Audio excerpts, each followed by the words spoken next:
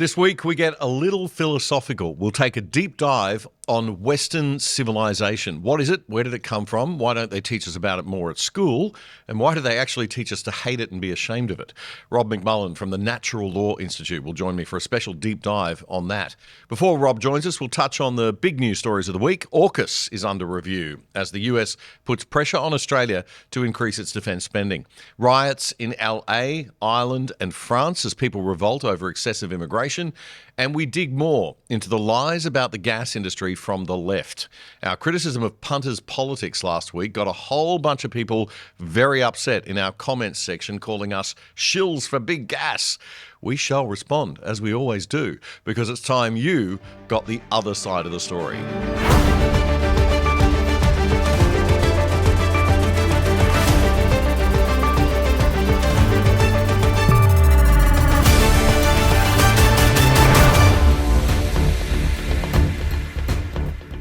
G'day Barrel, g'day Gold Coast, g'day Australia. This is episode 415 of The Other Side for the week commencing Friday, June 13, 2025. I'm Damien Curry. It's a Greta Thunberg and Jacinda Ardern free zone tonight, I promise. The Other Side is your deep dive on the important issues that matter in Australia and that affect us from around the world from a different perspective. A new show drops every Friday night at 7 p.m. and clips from our Friday night shows drop throughout the week, the following week, most nights at around 7 also. So you can watch any style you like, short form, long form. If you like what you see, though, please do support us at othersidetv.com.au. Well, Anthony Albanese sure knows how to tackle Australia's productivity problem. Have a big meeting so a bunch of people can sit around a table discussing it. That was the Prime Minister's big announcement this week about how he's going to get the economy going. It'll be a big meeting that'll happen in August between government, unions, community groups and business leaders. It's good that they're inviting the business leaders since they kind of run all the productivity. The thing is that economists already know what boosts productivity. We don't need a big, fat, expensive powwow. What boosts productivity is government getting out of the way. Government making itself smaller and letting hard-working, smart Aussies get on with the job of starting and running their own businesses the way they want to. At the moment, the biggest thing holding back business and productivity in Australia and employment and jobs is crazy red tape, green tape, black tape, woke rainbow tape. Excessive rules and regulations, excessive meddling, excessive ill-thought-out policy, and too much centralised control coming from control-freak bureaucrats who've never run a business or created a job for somebody else a single day in their lives. Not to mention the massive tax we pay. It's not rocket science, but it requires the government and politicians to do something that they will never do. Cut their own jobs, their own departments, and leave the rest of us alone. We're one of the most over-regulated, over-governed, over-taxed nations on the planet, and it isn't working. And it's time that we tried something radically new. We need a government committed to one thing, reducing the size of itself to the smallest possible dimension and interfering as little as possible in everything, and doing it all on as few tax dollars as possible. Mr. Albanese said on Tuesday that not every challenge can be solved by government stepping back. But how about we at least give it a shot for a while, Albo? We've never tried government stepping back before. It could be a novel idea. You might be surprised what 27 million people can actually achieve and produce when they aren't hamstrung every single step of the way by some Karen from a government department sticking their nose into things. So there will be unions, community groups and government people at this meeting. But get this, leading economists pushing for the kinds of hands-off, laissez-faire kind of economic policy that I'm talking about, they won't be invited. Jim Chalmers will be convening the productivity powwow. That's like asking Greta Thunberg to lead a Jewish coal mining company. The PM says the meeting will shape his government's growth and productivity agenda. I've got trouble with the words productivity and government, big in the same sentence, frankly. And he says that his government will facilitate private sector activity and private sector investment, because that's what government does best. I mean, it's just waffle and word salad, seriously. The best way that a government can facilitate private sector investment and activity is to stop facilitating things. Get out of the way. The Australian newspaper reports that It has spoken to business figures who are warning against the process replicating last term's Jobs and Skills Summit, which largely rubber-stamped policies already endorsed by unions. In other words, it was a complete waste of time, pure theatrics, a waste of money, and a total setup. I get the feeling that what's going to come out of this new Talkfest will be a plan involving unions, those community groups, and overpaid fat cat government bureaucrats telling business and the private sector what to do. It won't make a scrap of difference to anything, and productivity will continue to decline. And that's bad, because the fact is that until we solve this big productivity problem we've got, wage rises aren't going to be possible. And so inflation will continue to hurt everyday Aussies. The only way to stop the rot is to take a chainsaw to the size of government in this country and let smart people who bust a gut every day running small businesses and big businesses get on with the job free of constant distractions and restrictions imposed by our bloated governments. These are the people who are actually accountable to the customers they serve every single day and the investors who fund them every single day. That's what private business is about. If they stuff up, they feel it and they suffer immediately. How about we let them run the show for a while? If you want a good example of politicians acting like a pack of clowns, look no further than Tasmania. In the last election, in March last year, the Liberals won 14 seats in the 35-seat Tasmanian Assembly, so they had to form a minority government. Labor won 10 seats, the Greens 5 seats, and there are 6 independents. So having the most seats, the Liberals formed that minority government, and Jeremy Rockcliffe, the Liberal leader, became the only Liberal Party leader of any state or federal government in the country at that time. This was before the LNP won power in Queensland and the whole country was red back then. Anyway, last week the Parliament of Tasmania passed a no-confidence motion in Premier Rockcliffe, so he had to step aside. The Liberals decided last weekend not to replace him with someone else from within their ranks, which means that there has to be an election. Anyway, Rockcliffe popped down to Government House on Tuesday night to see the Governor and request an early election, but Governor Barbara Baker opted not to immediately give a nod to the request, saying that she'd consider her options. She has the constitutional power to do that. She could have possibly asked the Labor opposition leader, Dean Winter, to see if he could form a government by testing his support in the Assembly. But Mr Winter ruled out governing with a minority and having to be in government with the Greens. Could kind of understand that. It seems like Labor really want an election to happen, or they want someone other than Rockcliffe as Premier because they think they'll have a better chance of winning the next election. Meanwhile, the Liberals didn't want to force Rockcliffe out as the leader, and Rockcliffe said he wouldn't resign, despite business leaders and some members of his own party actually trying to urge him to do so. Everything got sorted out late Wednesday night, with Governor Baker announcing that she would grant the request for an early election, satisfied that there was no possibility that anyone could form a government in the current mess. So Tasmanians are off to the polls again, the second time in just 16 months, on July 19. So the United States is officially reviewing the AUKUS agreement with Australia and the UK. AUKUS is a lot more important for Australia than it is for the US. Americans don't care about us, and most of them wouldn't know who Anthony Albanese was if you showed them a picture of him and pointed to a kangaroo. So it's our job as the little guy to make sure that the 800-pound gorilla that we rely upon for our security actually knows who we are, likes us, and actually cares about us and would pay attention if we were attacked. Now, America would pay attention if they needed us for something, and thankfully they do. They need us for strategic partnership reasons in the Pacific. And we've been good allies for many decades, and we've been very loyal, and we share language and culture. We have a lot going for us. But we must never take the alliance with the United States for granted or get too big for our boots. Someone needs to tell Anthony Albanese and Penny Wong to tone down the hubris a bit. Last week, we reported on how the US Defense Secretary, Pete Hegseth, I said it right this week, made it clear in his speech at a big security conference in Singapore that he wants allies in this region to step up their game on military spending. Hegseth told our Defence Minister Richard Marles that he wanted Australia to lift its defence budget from 2% of GDP to 3.5% of GDP. That's a lot.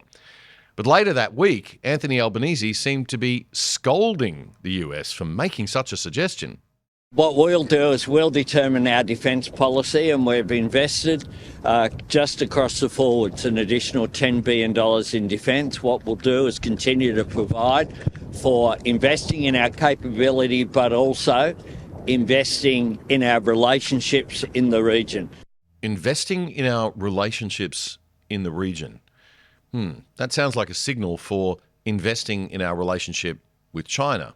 Now, there's nothing wrong with that, so long as we continue to be friendly but cautious with China, and we understand that China is semi-hostile to Australia. It is a communist dictatorship, and America is friendly to Australia, a formal treaty ally, and is a liberal democracy with British heritage like us.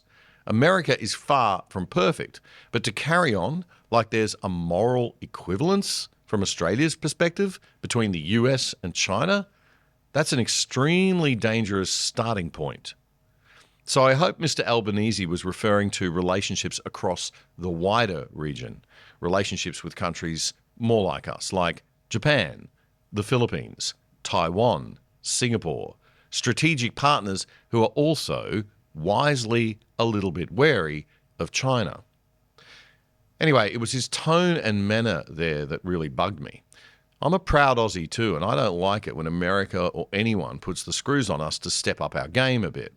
But some respect for the US government, President Trump and Secretary Hegseth can be shown in your tone and manner of delivery.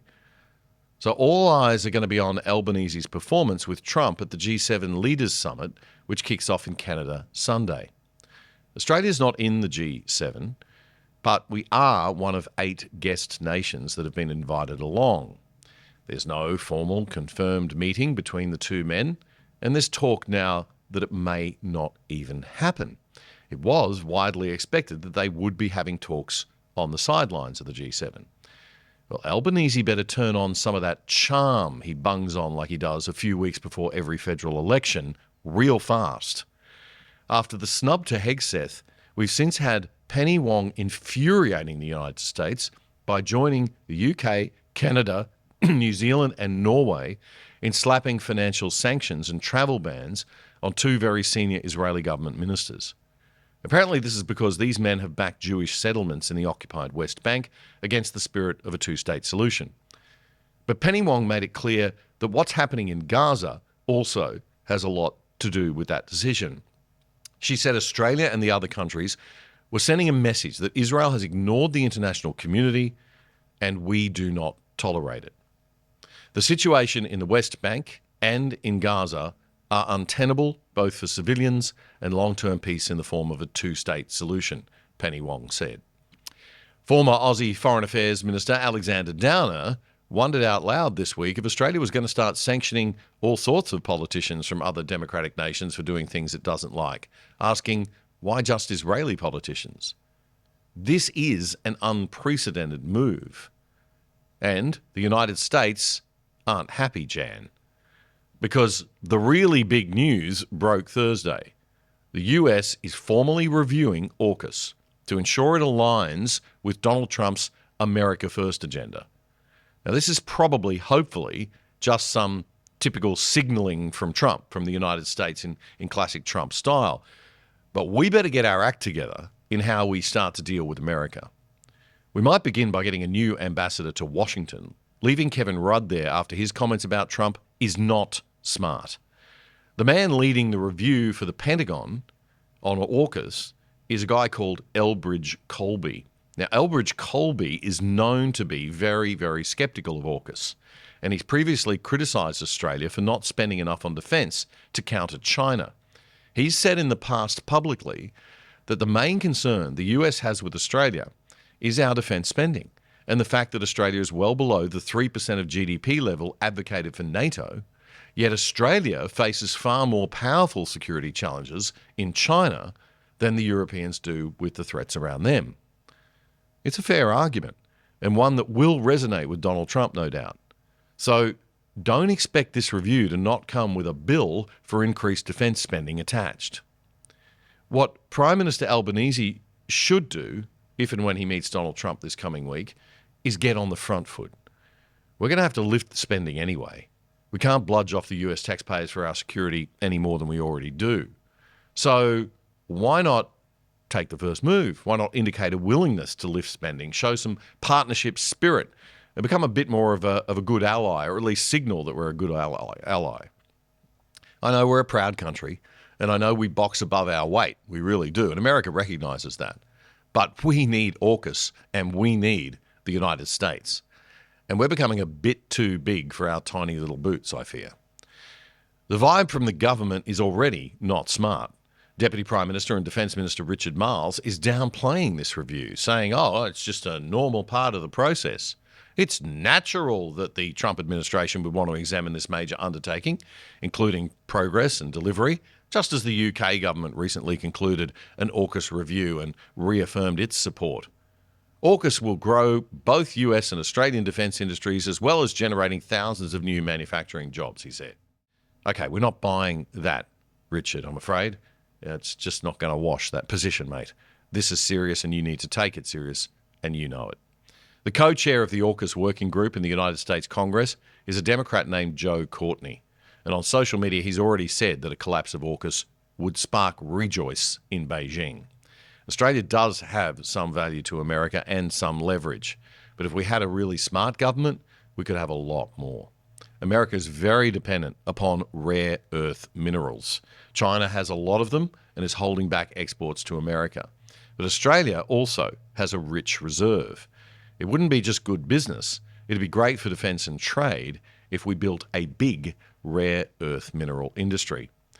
Rare earth minerals are essential for electric vehicles, wind turbines, smartphones, even military tech. Australia is the world's fourth largest producer of them. But here's the catch. China controls over 80% of global processing of rare earths. And that's the tricky part of the business. It's not just about digging them up out of the ground. Processing rare earths is expensive, it's chemically complex, and it creates some environmental challenges. But they can be managed. But of course, we are miles behind China in our ability to process rare earth minerals. Why? Well, you guessed it. Not because people don't want to invest or don't want to learn or we don't have the smarts in Australia, but government regulations and long approval times have slowed down that development. Add to the fact that many of the deposits are in remote parts of Western Australia and the Northern Territory, and suddenly logistics becomes another big hurdle to be overcome. Now, to be fair, Australian companies like Lynas Rare Earths are scaling up, and government support is flowing into new projects and processing plants. But the money and international power that could flow from Australia being a rare earth minerals giant means we should be hearing much more about that than we do about renewables. But we don't, do we? Riots seem to be erupting all over the Western world lately, the US, Northern Ireland, Paris, and it's all tied to one issue: excessive, too many, too fast immigration. There's nothing wrong with immigration, but if it's done on the scale that most Western nations with left-leaning governments have been doing it lately, it's not healthy. It's downright destructive, culturally, socially, and economically. Now, let's be clear. What's happening in Los Angeles are not protests, they're riots. And when protests become violent riots, it is totally appropriate and indeed necessary and a requirement for law and order to be restored by the government on behalf of the vast majority of citizens sitting at home peacefully who want political disagreements sorted out peacefully in elected democratic chambers of parliaments, not violently by thugs and mobs running amok on the streets. The failure of Gavin Newsom to take firm action is making him look like the incompetent, complete fool that he actually is. The shooting of the Aussie reporter, by the way, covering the riots by a lunatic cop with a rubber bullet was absolutely obscene. But I couldn't help notice the hypocrisy in the way our elected leaders showed their outrage. Where was the outrage in Melbourne when dictator Dan Andrews' out-of-control police force was firing rubber bullets on unarmed protesters, unarmed, and they were just protesting, at the Shrine of Remembrance, no less? Nobody stood up for independent video journalists like Rukshan Fernando, Topher Field and Avi Yemeni back then. As Avi pointed out on his Rebel News show this week. We don't find it acceptable that it occurred, and we think the role of the media is particularly important. How is it okay for your police force to be firing at unarmed Australian journalists. Spare me your selective outrage, Prime Minister Karl Stefanovic, the Greens, and every other hypocrite suddenly condemning an Australian journalist being hit by a rubber bullet while reporting on the front lines of the violent LA riots. Because where were you when journalists right here at home were being targeted, arrested, shot and pepper sprayed at point blank range while covering peaceful protests for basic human rights? Exactly. No matter what you think of either protest, the utter hypocrisy here is astounding. How is it okay for your police force to be firing at unarmed Australian journalists? Exactly, Carl. And where was that energy when it was happening on our streets? He just comes at me and points it in my face. So they just started spraying everyone. There was so much media there, and I reckon so many people from the media just got sprayed. We're just covering what was happening, and they just started spraying everyone. That's independent journalist and cameraman Rukshan Fernando speaking there, the real Rukshan. You can find him online, of course. And he and Avi discussed the double standards on their opposition podcast this week. And Rukshan made the point that it's not just about the journalists.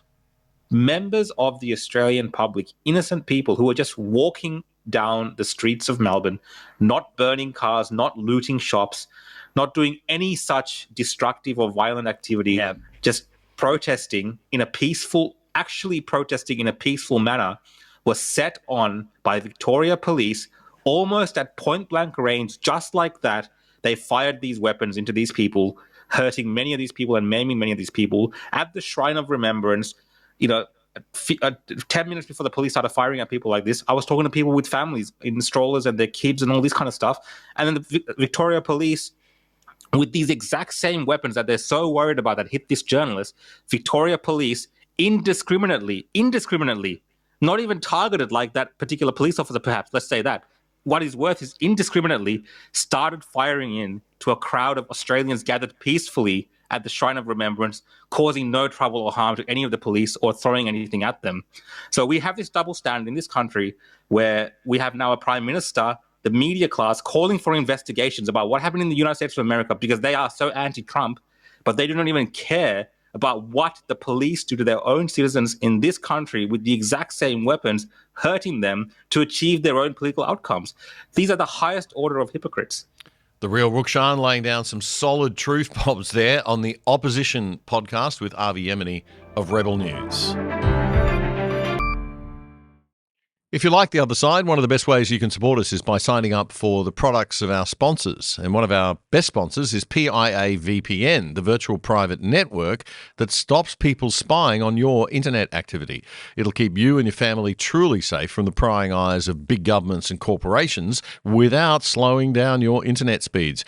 And you can watch Netflix or other streaming services using your regular accounts with them as if you're viewing from any country in the world. You can sign up for less than $3 a month and get a whopping 83% off the normal price. Just go to piavpn.com/otherside to sign up and you'll get the discount. And you'll get more info on those special deals if you check it out. That's piavpn.com/otherside.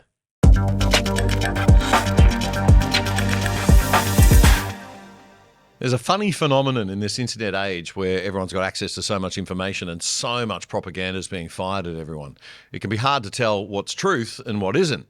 We noticed last week how much conversation there's been lately in social media about how the gas industry is ripping off Australians and isn't paying its fair share of tax. Now, this show is a classical liberal show, so we think wealth is created and efficiency is best when the people involved who are operating businesses are operating in a free market of exchange of goods, exchange of services, and exchange of ideas. We don't think that government are the good guys. We don't think that government should ever get too big, and we don't think that tax is very often a good idea, or too much of it anyway. Private business is accountable to customers, it's accountable to investors, it's accountable to the community and other stakeholders every single day. Governments are only accountable at election time. And the choice they offer at election time, well, that's often just an illusion of choice between Party A and Party B that does most of what Party A would do anyway. And government uses its authority and its monopoly on the legal use of violence to force its way. Private business, on the other hand, has to win customers, keep customers, attract investors, constantly be innovating, improving, and worrying about competition. And in the big industries, they take a heck of a lot of risk and make huge capital upfront investments. So no, we are not impressed when the Greens put up posters that say things like, tax the billionaires and the corporations more, as if that's always a good thing. I feel a Team America World Police moment coming on. Let me explain to you how this works. You see, the corporations finance Team America. And then Team America goes out, and the corporations sit there in their corporation buildings, and see that they're all corporation-y, and they make money. Showing my age there. The Greens and the Socialists also forget that we are the ones who pay the tax on corporations. We have to pay more to buy a company's products and services to cover that extra tax that they've got to pay. And your super doesn't get a good return if you're a shareholder because the government's taking so much of the profit in tax from the companies that you've invested in. There's actually a fair economic argument that taxing companies is a dumb idea, full stop. You see, economics is a little more complicated than just tax all the rich bastards, which about as smart as the average Green or Teal or Labor voter tends to get sometimes. Anyway, this show is about the other side of the story, and our audience is pretty smart and sceptical of the usual old lefty cliches that you hear on shows like Q&A and The Project.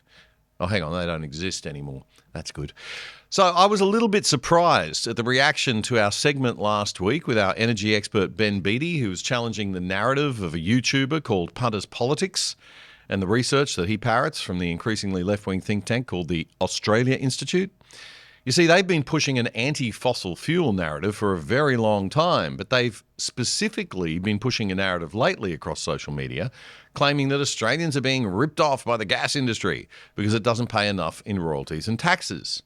And Punters Politics was at it again this week with another video on this theme based totally on an Australia Institute report that made some pretty extreme claims. Oh, are you used to it yet? You know, that feeling of your government selling you out because it happened again. That is Conrad Benjamin, a former teacher in his mid-30s from Newcastle who turned content creator full-time about 3 years ago. He founded the Punters Politics channel on YouTube. It's taken off with about 150,000 subscribers, and he's on his way to becoming the next Friendly Geordies, only twice as annoying and half as talented. These left-wing YouTubers do very nicely, and they're very influential with younger Australians. The problem is that the narratives that they push might sound like they're fighting the good fight, but they aren't. They're peddling the typical lefty propaganda that's messing with young people's minds, making everyone think that they're a victim of a horrible system that's oppressing them, when actually they live in arguably the freest and richest and most open and transparent country in all of human history, thanks to liberal free market economics and evil capitalism. And people who peddle misery for political power, they really, really annoy me. They're the bottom feeders of a society built on the backs of Aussies who work hard, are innovative, brave, courageous, entrepreneurial, industrious, smart, and productive, and who pay all the damn tax. So here's Conrad's latest whinge, parroting the Australia Institute's dubious research. Dole Bludger Woodside gets $215 billion of free gas from Australian government. That should be the headline that's running across everything. Do you think the project or any of the corporate media covered the fact of the value of the gas that we're giving away for free? And they're also not mentioning our gas supply continues to look not great because we keep exporting all our gas. This plant will continue to export a large majority of that gas. It's amazing how the project manages to upset both the right and the left. Fascinating. This latest video from Conrad conflated so many different things and was so confusing and poorly put together that it will take us a while to unpack it all.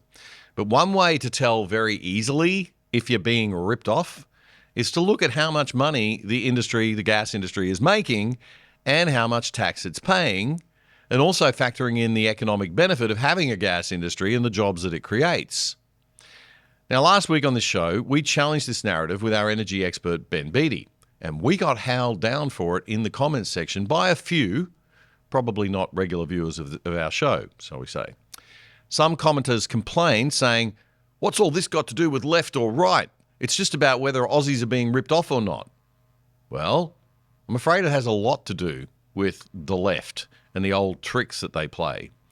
Punter's video sounds like a classic lefty divide and conquer narrative.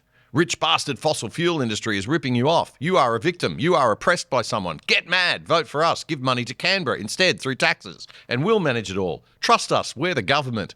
Big government control and ownership versus private control and ownership of the economy is the very definition of left versus right. There's simply no escaping it. I wish we could. I'm sick of the left versus right thing too. We also predictably got accused of being shills for the gas industry. I'm sorry, guys, but not everything is a conspiracy theory. I see through you, said one guy in the comments. Yeah, no, mate, you're not as smart as you think you are seeing through one side of a debate.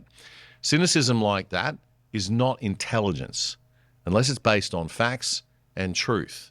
You actually still need to think. Now, I understand that it's tough these days. There is lots of spin and propaganda out there on everything coming at us all from all sides. So the only way to work it all out is to look for facts and data and just try to discern the truth. Now, the truth about this show is that it runs on the smell of an oily rag. And I like making money, and I hope one day we make lots of money. But shows like this are not good businesses. I think I'll start a right-wing podcast in a left-wing country. That may be the dumbest business idea ever. Go Damo. At the moment, we exist, this show exists mainly because we get sponsorship donation money from one sponsor, a remarkable Australian who's in the retail business and covers most of our basic video production costs. No association with gas or oil or evil fossil fuels, just an Aussie businessman who cares. The rest of our money comes from you, comes from around 200 good people. I'd like it to be 2,000, but 200 good people, thank you to you, who chuck us a few bucks a month on our website, and the tiny bit that Google gives us each week from running ads on our show, and also from our great VPN sponsor. Punter's Politics makes a lot more money than the other side does, and good on him, because it shouldn't matter. What matters are the facts and the truth of what we're reporting. And on this show, we will never just blindly buy the latest trendy arguments, especially the ones coming from the left. We will always investigate and challenge and try to bring you the other side. Now, this show, as I said, runs on the smell of an oily rag, so I haven't got a team of researchers to take apart the convoluted claims that Punter's Politics is making in his videos, parroting off what the Australia Institute says. But the Australia Institute, I know, is a very left-wing and becoming more left-wing every day and well-funded think tank. And it's becoming a lot less Labor Party in its positioning and a lot more Green Party in recent years. Anyway, I do want to chip away at this propaganda because it makes me angry because they're talking down our country, they're talking down free enterprise, and they're depressing our kids. Over the next few weeks and months, I will continue to provide you with bits and pieces of info about what these gas companies are really paying in tax. And if there is any shortfall, and I do think it's not right, we will talk about it. But this week, I just had enough time to check up on how much tax Woodside Petroleum pays. They're Woodside Energy, one of the biggest gas companies. It's the big Australian gas company. Remember that, folks. It is Australian. It is listed on the ASX as well as the New York Stock Exchange. It's in lots of people's super portfolios and it pays good dividends, about 8%, I think. It employs a lot of Aussies too. That's how a free market economy shares the wealth around. Jobs, investors, business partners, all sharing that wealth creation. Paying taxes to big governments is not necessarily better for Australians, by the way. Not paying taxes is not necessarily ripping off Australians either. If it is ripping off anyone, it's just ripping off big government and keeping the money in the hands of the private economy, the people. So don't buy into that narrative too easily. So is Woodside ripping anyone off? Would you be the judge? Here's Woodside's own propaganda about the tax it pays and the contribution that it makes to the economy. Woodside's Australian tax contribution for the 2022-23 year. We are among Australia's largest taxpayers, paying Australian $5.1 billion, inclusive of taxes, royalties and levies for the year. They note that this could pay for almost the entire 2024-25 federal budget initiatives to improve access to medicines and the aged care system. Okay, $5.1 billion. Now, I'm sceptical, and I figure that they probably picked a good year when they paid a lot of tax for that little information sheet. So I went back to their annual report, which you can get online, and I looked at the past 3 years. In the past 3 years, Woodside has had revenue of 44 billion. That's how much money they bring in. That's not the profit, okay? Don't do what was it, Alberici, that ABC so-called finance reporter? Don't confuse that with the profit. The gross profit, the profit before tax, was 16.7 billion. And the tax and royalties that they paid over that 3 years was 4.8 billion, leaving them with a net profit of 11.9 billion. So not completely unreasonable. 4.8 tax out of 16.7 billion profit. So it seems like Canberra is getting its fair share, whatever that is, to me. Okay. Now, Woodside, as you noted, said that it paid 5.1 billion in taxes and levies and royalties in 22-23 alone. So they're adding in to that number other taxes that they pay, like federal royalties, federal excise, offshore petroleum levies, payroll tax, and fringe benefits tax. Now, consider the contribution that Woodside, as one of our biggest Australian global companies, is making to our economy more broadly. And you pretty soon realise that the idea that they're ripping us off monstrously is starting to sound pretty ridiculous. If anyone's ripping us off and has their hand in the till, it's the bureaucrats and politicians in Canberra.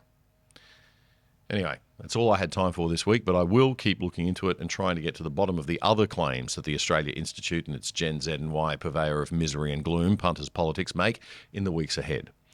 Especially that dubious claim about us being ripped off by $215 billion in the next 40 years or whatever it was. Because these people really annoy me with their utter nonsense that they spin, with their cheesy presentation and their slick too cool for school video production and smug Gen Y mockery. So I will have more next week. But in the meantime, folks, be skeptical. The left just count on you buying into every story they pump out that makes private businesses look evil and the government seem like a holy charity organisation. Don't fall for it. You're watching The Other Side with Damien Coorey, Australia's best independent news commentary show, bringing you up to speed on the issues that matter most. Simply subscribe for free on YouTube by hitting the subscribe button and bell, so you'll be notified whenever we post anything. And to really stay in touch, check out our independent website at othersidetv.com.au. You can sign up for free there too, or join the exclusive side and help support our show for less than $5 a month. This is The Other Side. Well, it is time to welcome our special guest on the show. The other side this week is Rob McMullan from the Natural Law Institute. Rob, great to have you back on the show, a regular guest. Pleasure. Great to have you.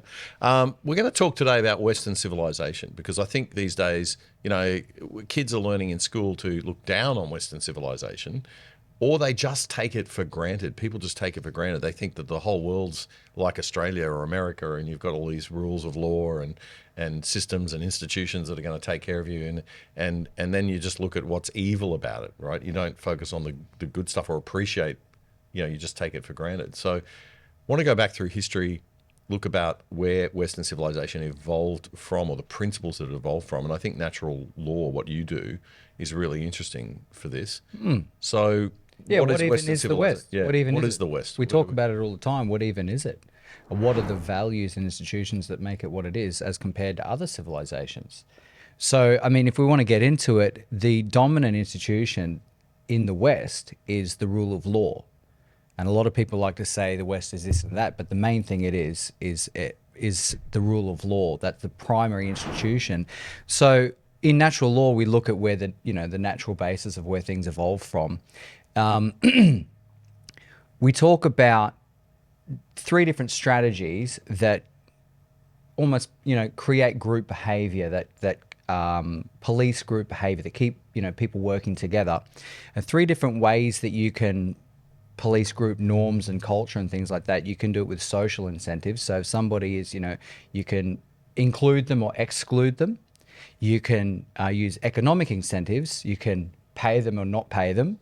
And there are physical incentives where you can defend them or aggress against them. Okay. This is what I love about natural law, because you go back to basics, right? You're going Real back basics. to reality. It's not based on somebody's theory, what popped into Karl Marx's head or something. No. It's like looking at these principles. Let's just throw up this slide you've got for us, which is the reality of group behaviour slide, and we can see that how this plays out, right? Or has played out throughout history in the different power groups. Yeah, so those three strategies of having people work together, social, economic, and physical incentives, they give birth to three institutions, which we generally call, the social incentives give rise to the church or the community. Yep. The market gives rise, the economic incentives gives rise to the market. The free market. And the aristocracy, the monarchs, the kings, the rulers have always been the domain of physical force. They defend territory or they go take territory. The thing is with the West is we've had in our history a lot of distributed groups of people and tribes and things have had to reach agreement. They've agreed to say, well, let's act towards this goal together, or mutual defense pacts or things like that. And so that agreement across distributed groups of people is what we call the market, and that's what gives rise to the rule of law. The rule of law is the rules by which we can reach agreement across different domains, different kingdoms or different tribes or different, individuals, different sovereigns. And so there's Western civilization is more advanced. I mean, we refrain from saying that, right? We have this false moral equivalency that all cultures are the same. They're actually not, and it's not wrong to think that or say that and protect your own culture. But we are a little bit more advanced, and in this sense that we've moved towards better processes for agreement rather than using force. We've taken power away from the aristocracy, the kings. We've the community social pressure is still there, but it's not the be all and end all, right? And market forces have sort of taken over. And in natural law, we try and be value neutral. So I wouldn't say better, but what we say is that when you have society that's based on rules, they can scale. And if they can scale, you can have more people cooperating. So if you've got more people cooperating, you've got more to work with, more wealth, more division of labor, just a bigger system that you can create. So you prosper more. You prosper more, yeah, exactly. You've got rules and systems. You don't have to bring in the cops every 5 seconds. That's right. Yeah. And so all those institutions have always been in every civilization. But the point is that in every civilization, the one that is dominant, the one that comes first, sets the tone for the others. And so in other civilizations, it's the community or the church type institution that comes first, and that has flow-on effects to the others. We call it path dependency. In some others, it's the aristocracy that becomes the bureaucracy, and they're dominant. But whereas in the West, it was agreement between different sovereigns was the origin of our rule of law, and that became our primary institution. And so you see this all through our history. We've always had the church and the aristocracy and the parliament or the market. Yeah. But with one being dominant, it is set the tone for the others. And so there are very obvious times throughout history where we've actually held the church and the aristocracy accountable to the rule of law. We haven't let them just rule by decree, like make stuff up arbitrarily. And so once again, that enhances cooperation. So natural law is always back to cooperation, creates participation, and agreement creates wealth. And we talked about entropy in our first chat. It's ultimately capture of energy. So this is order from chaos, as Jordan Peterson might put it. That's right? Another way to talk about it. The idea of looking at how we've created order from the chaos. Yep. We have a society that's based on rules of law rather than, and everybody's accountable to those agreements, because that facilitates. And then over the years, we've had through the British system of precedent law, the constant referral back to past decisions to create the new law. So the rule of law is really, it didn't just come out of nowhere. It's very, very important for... No, just to summarize its history, back in the prehistoric to Bronze Age, you had to find agreement between clan customs and tribal norms. Then in the common law, Anglo-Germanic tribal law emerged, 500 to 1100 AD. Then the High Middle Ages, you had feudal legal order, which was the power devolution under Christian monarchy and papal constraints. Then you had the common law and the Magna Carta, where the nobles got together and said to the king, we don't want to live under your arbitrary commands. You need to be accountable to the rule of law as well. Right. So these are huge civilizational advances. But once again, if you have a rules-based society, it can scale. You can get more people cooperating. And the more people cooperating, the wealthier you are. There you are. Right. Then in the 1600s, 700s, you had parliamentary supremacy and legal formalism. So the Westminster system evolved around then. Yeah, I mean, look, we had England had a civil war then where the parliamentarians beat the monarchs. So once again, you've got the parliament, which is really rule of law and agreement of people became the dominant thing over arbitrary command of the monarchs. Not that we're against, obviously, the other institutions. They're all needed. But once again, it depends on which one's the final decider, sets the tone for your civilization. Then in the Enlightenment, rationalism and scientific turn, 17 to 1800s. And then that fed into the Enlightenment thinkers, became the American thinkers, and creating the American Constitution. Right.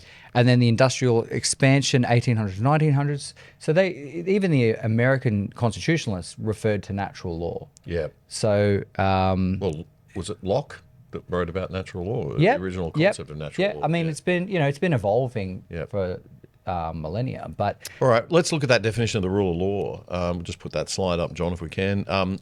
It says everyone, regardless of status or power, is equally subject to laws that are designed not by arbitrary will, divine command, or ideological decree, but by principles of reciprocity, truth, and due process. So it's grounded in reality once again, right? It's grounded in not top-down or ideology or, as I say, arbitrary will or divine command. It's more of, well, how does the world really work? And this is what we're going to build our rule of law on, because that's the only way it'll work, right? Well, it's the only way you can have a system that scales. And so, why does the left always pander to the younger generations? Because they're coming out of a family or small community environment. When you're younger, you're used to the family and your small community. Subjective, they always say, oh, you got to care more, blah, blah, blah. Caring and subjective decision making works well in families and small communities and things like that. It's very important at that level, but it doesn't scale to large systems. Rules are what scale to large systems. So if you want people cooperating over the scale of a nation, it's got to be based on rules, not feelings. Okay. We're going to dig into that a bit more after the break. We will be back in just a moment with Robert McMullan from the Natural Law Institute on the other side. I want to tell you about a fantastic initiative that's happening out of Canberra right now. It's called the Awards for Men in Leadership. The awards are given out on International Men's Day, which is November 19. They're designed to combat the increasing denigration of masculinity in our culture and the widespread discrimination against males inside and outside the workplace. The goal is to lift the well-being of boys and men and facilitate healthy collaboration between men and women. The awards for men in leadership are designed to inspire men to make a bigger contribution to family and community and to elevate positive male role models. There's a $10,000 scholarship for studies and professional development, public recognition for the winners, and a year of mentorship and executive coaching for each recipient. It's targeted at young men and middle-aged guys who fought their way up from some other kind of disadvantage. This is the third year of the awards and it'll be the biggest yet. To find out more, just search up the Awards for Men in Leadership on Facebook. The Other Side with Damien Coorey is Australia's best independent news commentary show, bringing you up to speed and diving deep on the issues that matter most in around an hour. So you don't miss a thing. Subscribe now to our YouTube channel at Other Side Oz by clicking the button and the bell below the picture frame. And follow us on X now at Other Side Oz. That's AUS at Other Side Oz. It's free. This is The Other Side. Joining us today on the other side for a bit of a chat is our regular Rob McMullan from the Natural Law Institute. And we're talking about the importance of Western civilization, where Western civilization came from. It isn't just something that just dropped out of the sky. It's pretty important and based on some principles that have evolved over hundreds and maybe thousands of years. Well, definitely thousands of years. So, Rob, we were talking about the rule of law and the importance of the rule of law and the importance of having agreement to enable a society to prosper and, really take care of making sure that we don't have despotic leaders and kings, and we don't have, ruled by pirates and violence, and we're protected. We have a system and process. We've got to protect that rule of law. We're sort of seeing that play out in Los Angeles right now, I guess, a little bit, right? Because if you have that, then people can make stuff and do stuff. Yeah, that's right. You're not going to have people raiding stores and ripping off. This is the thing that people don't realize, that a lot of people look at the less economically well-off, although I would question whether that's a bit of an insult to the non-violent ones, but the ones that are going in and stealing from, the local pharmacy and Target and Walmart and just walking out the door and say, oh, well, they're poor people, it doesn't matter, and that's a rich corporation. No, they're actually stealing from the workers who work for those companies. They're stealing from the community who won't have a Walmart or a Target anymore when it has to shut down because it can't make a healthy profit. It's kind of like punching yourself in the face, isn't it? It's punching yourself in the face. And, President Trump stepping in or the authorities stepping in or the authorities not stepping in is not a good thing, right? So Governor Newsom not doing anything about it, Trump having to step in. You've got to enforce the law. I mean, it's one thing to have a peaceful protest and protect free speech. Yeah. It's another thing to... So free speech, and this is where I get a little bit, because, you don't get the uprising, you don't get change if you don't let people speak, but it has to be non-violent, it has to be done in parliaments and things, right? So let's talk about another value that evolved in the West, the idea of truth before face. Okay. Or truth over face. Now, face means if you're offending people or they have a self-image, or their status. We have a long tradition of, in the institutions of discovery and things like that, challenging the dominant consensus, and that's how we've moved forward. Whereas, other civilizations don't necessarily have that as much. And the idea is that even if it offends people, you should have the ability to demonstrate a truth or to challenge consensus. And that way we adapt and we move forward and we find new stuff. Right. So adversarialism is good. It just can't be with Molotov cocktails and petrol bombs. It's got to be sitting down, having a conversation in a parliament. Absolutely. And trying to reach agreement. Yeah, that's the idea. So maybe we can pull up that slide. Yeah, let's have a look at that. This is the idea of truth before face as a definition. Telling the truth even if it offends, humiliates or causes discomfort, because the truth is necessary for trust, cooperation and justice, while protecting feelings at the expense of truth undermines all three. That's a bit what sort of modern identity politics, what people call wokeism, is the problem with that, right? Is that we're so scared of offending that we aren't being honest and open and true. Yeah, exactly. And once again, the history of this in European civilization, we had the Indo-European tribal structure. We did truthful speech under oath. There's Greek rationalism and public argumentation. Greeks, democracy is dependent on argumentation and adversarial truth finding. That's right. Roman law and testimonialism, Christian moral innovation, Anglo common law and the jury system. So all the way through our civilization, we've had different institutions that put in place this idea of truth before face. Other civilizations don't do that. Other civilizations will put harmony before truth, which means don't speak if it's going to upset social harmony. That is a huge factor in Chinese culture, the idea of face. The first thing a Western executive learns when they move to Asia is you've got to respect face. You've got to respect...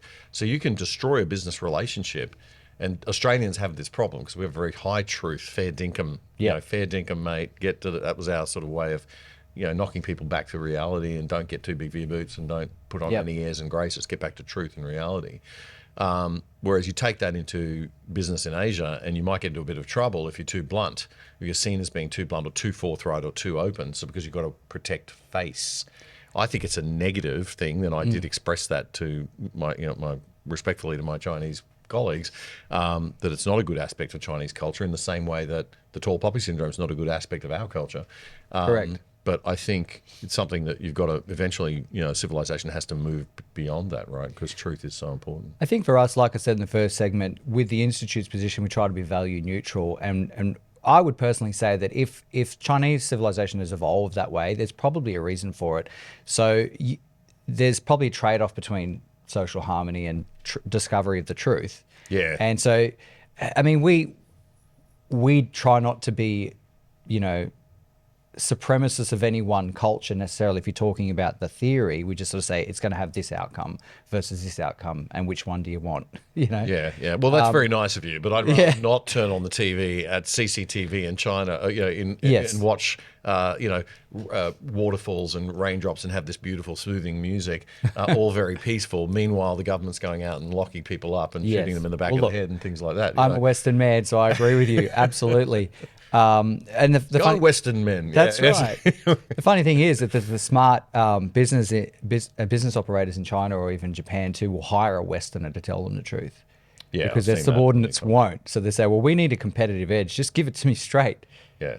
John. Well, one of the things, it's a communist thing. It's not necessarily just Chinese because it happened with Chernobyl, right? Yeah. The reason Chernobyl happened was not because of a nuclear meltdown so much as it was because of fear of speaking the truth. The underlings didn't want to tell the superiors in the communist system. They didn't want to get into trouble for saying, hey, we've got a serious problem here we could fix. And they let it get so bad that you got the meltdown. Right. So, you know. Well, I mean, the point these days is for the viewers, have a think about, do you think that you have a great ability to go out and speak something that you perceive as true that offends people? We're very quickly losing that. And so, thank you, E. Karen. That's right. So the point of this presentation is really to say, these are the values that have given us nice things. And if you want to have nice things, you've got to keep doing these behaviours and values. You know? Yeah. So testimonialism, let's put that definition up. Testimonialism is speaking as if every statement you make could be held against you in a court. So you must be precise, accountable, and provably truthful and free of emotional manipulation or rhetorical bias. Gosh, I'm a long way from that. Well, it just means, no, well, I mean, nobody's free of emotional bias. That's the whole point. But, you know, in certain institutional situations, maybe in law or in sciences, you know, this has been a very important thing. It just means testifying. Give me the facts without the emotional inflation, you know. And once again, that's got a history in our prehistory. It actually started in warring Indo-European tribes where, you know, that you'd have a scout come back to your tribal leader and say, don't tell me how you feel about it. Tell me what you saw over the hill. How many men do they have? Blah, blah. You know, in situations of life or death, you need to just stick to the facts. But once again, that's got an institutional evolution all the way through. And because in PR, funnily enough, when people think of public relations as being all about, create some spin. But in reality, public relations is about building trust and good reputation over time with stakeholders. And to build trust, you've got to speak the truth, you've got to act on the truth, you've got to show your business partners and the community that you are, you do what you say you're going to do. So it's the repeated, trust is built by the repeated actions over time that reflect what you said you were going to do. That's what builds trust, and then that builds reputation. That's and right. Reputation gives you a business edge because it greases the wheels of, I don't have to walk in and show you my CV every time. Yep. It's like, you're Damien Curry or you're Rob McMullan. I know that you have a very good reputation. I've heard that about you. And trust reduces cooperation. The more we can cooperate and the lower the cost of cooperation, the more stuff we can build and the more things we can do. It increases cooperation. Yeah, which increases wealth. Yeah. Yeah, it decreases the cost of cooperation. So it's really hard to cooperate with someone you don't trust. Yeah. So if you look at the culmination in the West of truth before face, speaking the truth about things, so even you if get it offends adversarial people, discovery. You get to learn new things by having a peaceful adversarial debate, which is what the Westminster parliamentary system of the Western civilization is all about. It's so important. And testimonialism, testifying to the facts without the emotional manipulation and the emotional loading. So what does that actually give the West? Well, to go back to one academic that I follow, his name is Dr. Duchesne. He's written a book called Greatness and Ruin, Self-Reflection and Universalism Within European Civilization. He claims, frequently emphasizes that approximately 97% of scientific advancements and modern inventions have come from Europe. So that's what that gives you. Wow. Speaking the truth, even if it offends people, and sticking to the facts, demonstrating the facts, and allowing people to do that, that gives you 97% of the discovery of the world. Which is what our universities used to be about. That's what they used to be about. They have to get back to that. To contrast that now, you know, when I say testimonialism is give me the facts without the emotional loading, well, what did they do during COVID? You're killing grandma.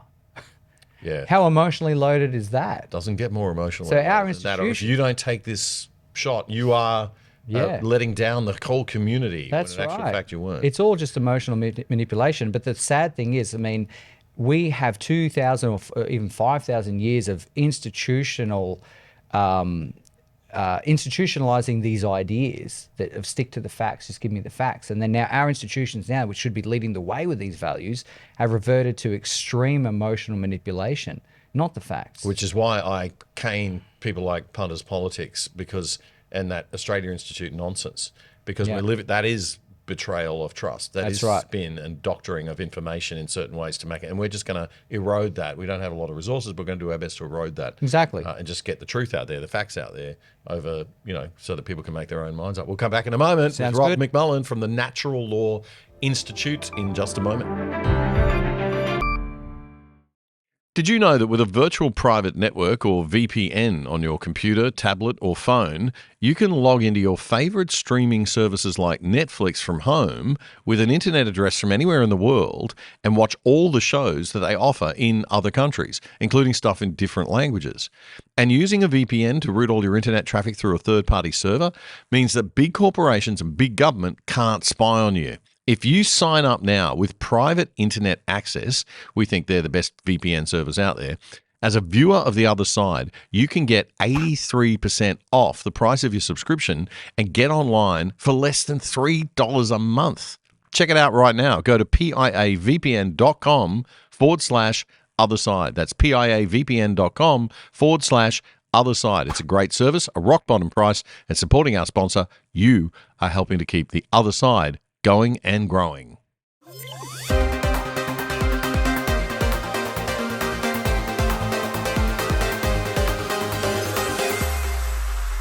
Welcome back to The Other Side. We're talking to Rob McMullan from the Natural Law Institute, a regular guest on The Other Side, about Western civilization. Rob, why does the left hate the West so much and want to tear down so many of these things that we've been talking about in Western civilization? What's the gain for them in that? So one of the other values that we talk about in the West is the idea of sovereignty, and that you should have status for being a sovereign person. I mean, not in the way that you get these sort of freedom people saying, I don't need to abide by the road rules because I'm a sovereign citizen. That's silliness. Yeah. But the idea of sovereignty is that, we talked about having to find agreement between different tribes, different sovereign entities. A sovereign really is somebody who is responsible for themselves and their domain and is not dependent on other people.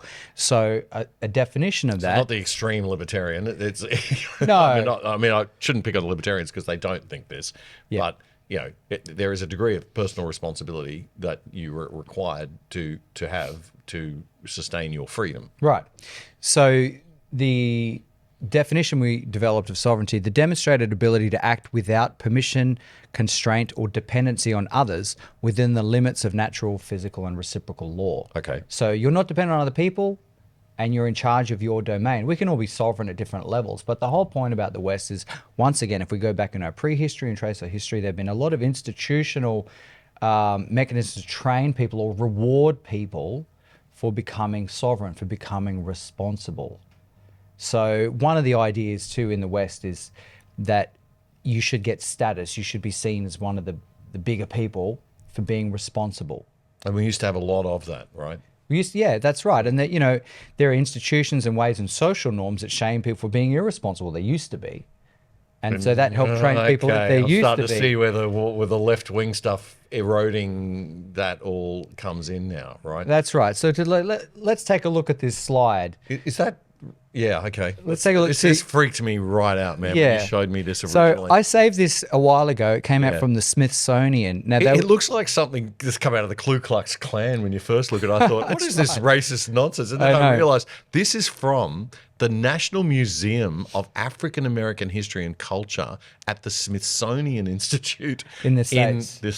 It is absolutely amazing. I think after seeing what a bad look it was, they actually took it down. Oh, did they? But I saved it a few years ago. But the point is... Aspects and assumptions of whiteness, white culture in the United States. And they go into things... Which really means European civilization. Right. Rugged individualism, family structure, emphasis on the scientific method. Now, they're not making a value statement on these, but you do kind of get a vibe that these are not necessarily all positive, right? That's the first step in undermining, is to say, well, these things aren't a given. There are other ways of doing things and they're all morally equivalent. Right. And then the next... The great, what does Jordan Peterson call it? I forget the postmodernist term for this of, moral equivalence. Moral equivalence, yeah, but that's the first... Relativism. Everything's relative. Everything's relative until they decide that actually you're bad. And then it becomes not relative anymore. Yes, so very quickly. This sort of stuff is the first step in undermining these things. But if we look at the second... Can we look at the second? I love the way the first one is rugged individualism on that other one. Well, that's right. That's the masculine aspect, right, which I suppose we've demonized that pretty well. Let's chuck up the second part of this, because it's one of these long info sheets. The bottom part of it. So the things here are, Protestant work ethic. Wealth equals worth, respect authority, plan for the future, follow rigid time schedules. you can look at this as much as you like, your listeners and viewers can, but the point I want to make is all of these things which they are bringing attention to and insinuating that they're criticizing are all reducible to some form of responsibility. Ah, right. So this is the erosion of that sense of personal responsibility, Which is erosion of sovereignty. The whole point in Western civilization is that we're supposed to be sovereign individuals and sovereign people. You know, you're supposed to have rights. You're supposed to be sovereign individuals under the rule of law. We've done a show about reciprocity.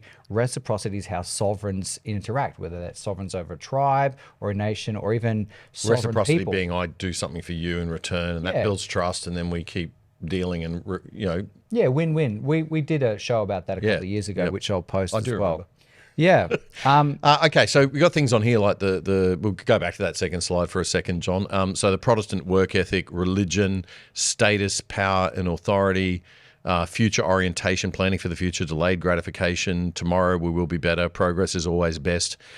Now, again, this is in the context of African American Cultural Museum in the United States, sort of saying that these are aspects of white culture that maybe are not so positive and that we shouldn't, that they're not truths or positive things. They're just the way that white people think. That's right. But here's the problem is where natural law comes into it. These things are based on natural laws of the universe: entropy, scarcity, the need for adversarial markets, blah, blah, blah. Which have evolved again over that's thousands right. of years in our civilization that you can't just wipe away and go, this is... That's right. So they do this sort of thing because our institutions used to elevate in responsibility. The left now is a war against responsibility. They're trying to elevate irresponsibility. They're trying to give people status and raise people who don't demonstrate responsibility. Whereas the West typically used to raise people who did demonstrate responsibility according to the natural laws of the universe. And so if you look... If we don't get back to that, then we're going to fall to bits. The whole problem with natural law is you can ignore it if you want, but it's going to reassert itself because these sort of things are indicative of them saying these are subjective relative values that you're imposing upon us. Yeah. But we do, I do natural law because you discover the natural world, natural actual reality, objective reality basis of these behaviors and values and things. And you say, well, we're not actually imposing them. We're just adapted to them. Yeah. And so if you want to look at the West, I'm a fan of that saying. So if you want to command nature's laws, you must first obey them.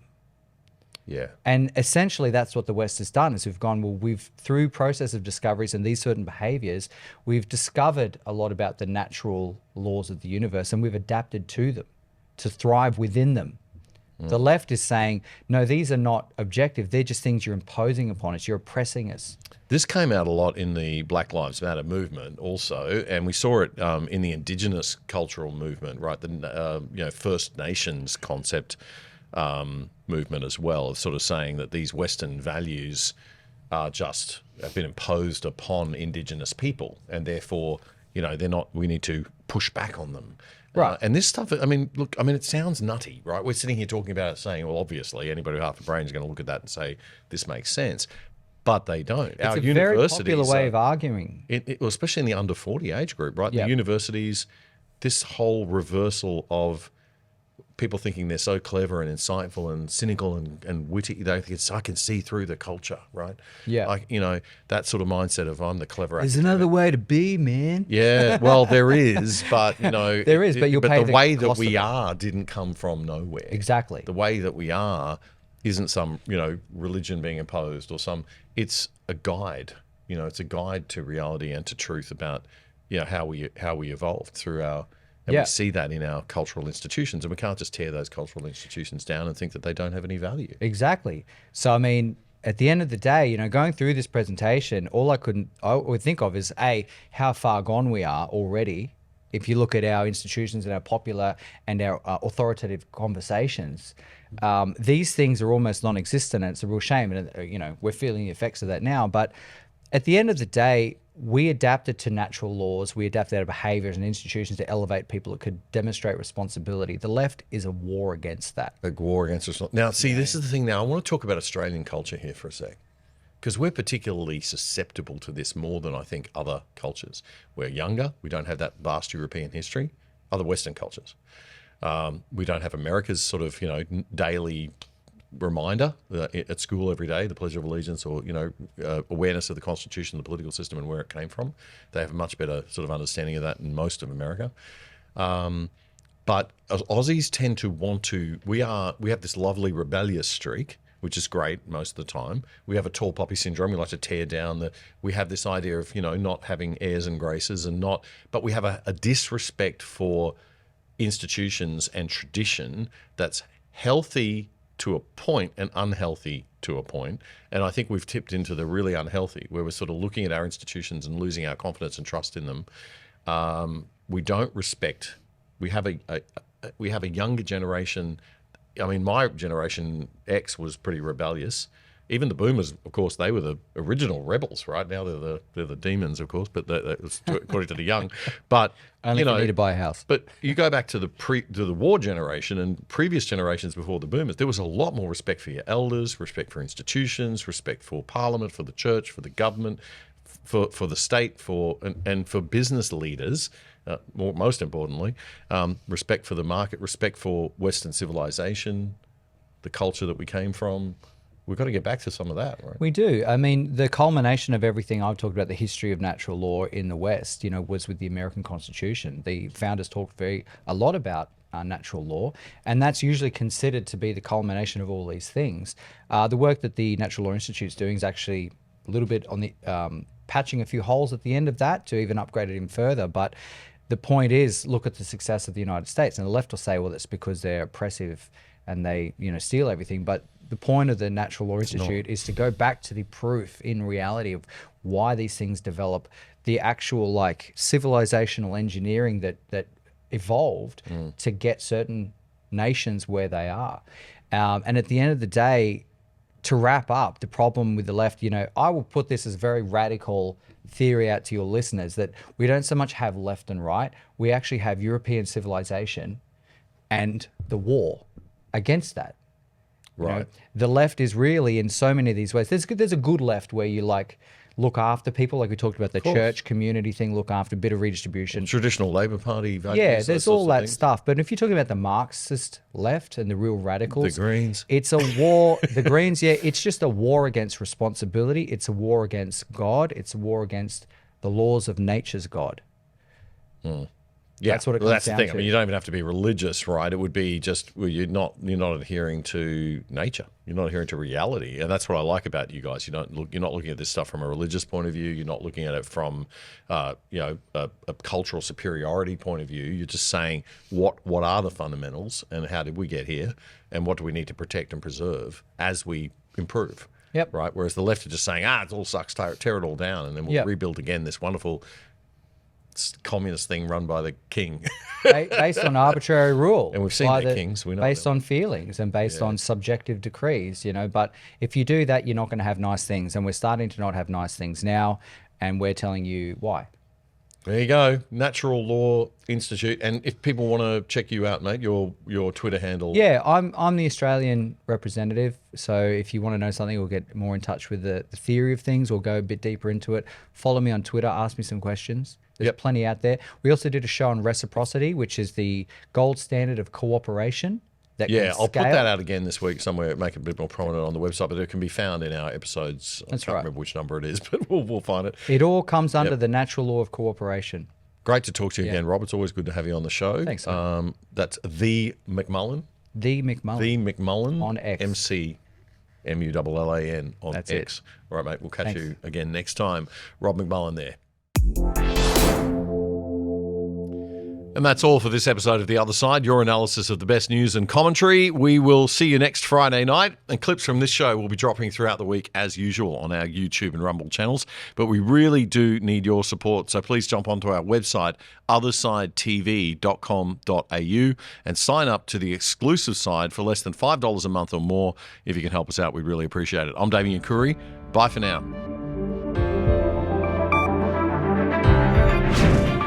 The Other Side with Damien Curry. is Australia's best independent news commentary show, bringing you up to speed on the issues that matter most. Simply subscribe for free on YouTube by hitting the subscribe button and bell, so you'll be notified whenever we post anything. And to really stay in touch, check out our independent website at othersidetv.com.au. You can sign up for free there too, or join the exclusive side and help support our show for less than $5 a month.